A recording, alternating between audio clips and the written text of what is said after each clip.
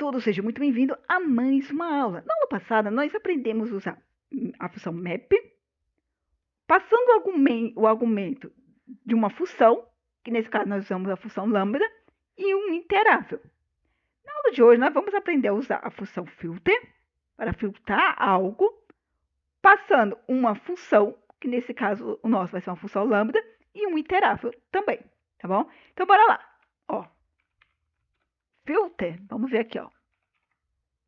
Filter, ele espera receber uma função e um interável, tá bom? E, assim como o map, ele retorna um interador. Então, nós precisamos depois colocar ele dentro de uma lista, dentro de uma tuple, enfim, ok? Aquilo que a gente vai precisar. Então, bora lá, vamos criar aqui a mesma coisa. Vamos criar aqui uma lista de números. Vamos colocar aqui os valores. 1, 2, 3, 4, 5, 6, 7, 8. A mesma coisa, 8, 9, né? A mesma coisa da aula passada. Uma lista de números, contando valores de 1 a 9. Pronto. E eu vou criar o quê? A minha função. Então, o que eu vou fazer? Então, bora lá. Primeiro, nós temos que ter o contexto para a gente poder saber o que nós vamos fazer. Eu quero filtrar na minha lista os valores pares. É isso que eu quero fazer. É por isso que eu vou utilizar o filter. Porque eu quero filtrar os meus valores pares. Na aula passada, nós utilizamos o map. Por quê? Porque eu queria elevar ao quadrado os valores da minha lista. Então, para cada elemento da minha lista, eu queria elevar ele ao quadrado. E aqui, eu quero fazer uma filtragem. Eu quero filtrar da minha lista os elementos que são pares. É só isso. Então, eu quero filtrar da minha lista os números pares.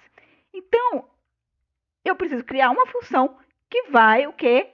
Pegar os valores que são pares para mim. Então, vou criar aqui uma variável chamada pares, onde eu vou criar uma função anônima, que é lambda.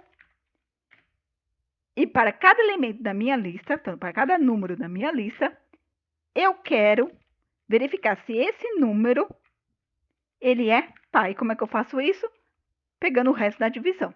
Então, eu divido o número por 2 e pego o resto da divisão. Se o resto da divisão, que foi dividido por 2, for igual a 0, esse número é par. Então, isso aqui vai retornar verdadeiro quando o número for par. É isso que ele vai fazer. Então, o que eu vou fazer?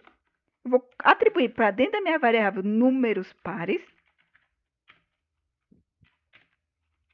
a filtragem, filtrando. Então, eles para receber a função e o interável. Então, para cada elemento da minha lista, eu vou aplicar a minha função que vai verificar se ele é par.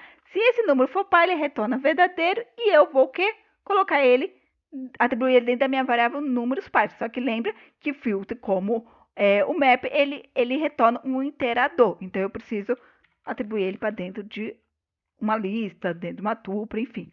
Então, vou colocar ele dentro de uma lista. Agora sim, eu vou ter uma lista contendo os valores, contendo os números pares. Então, eu estou filtrando o que existe dentro da minha lista números que for pares. Então, eu estou aplicando a minha função pares dentro da minha lista. Então, para cada elemento da minha lista, eu aplico a minha função. E aí, a minha função, ela vai verificar se o número é par ou não. Se ela for par, ela retorna true. Então, ele pega esse valor e coloca dentro de uma lista para mim.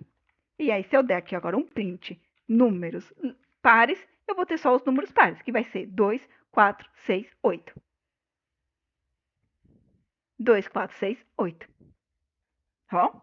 Então, mais uma função aí que nós aprendemos. Utilizar a função list para filtrar alguma coisa. Você quer filtrar algo dentro do seu programa, aí, ó, você já sabe aí um programazinho que vai filtrar e pelo que você quer filtrar. Então, você pode ter uma função, usar essa função dentro do filter e você pode ter o seu interável.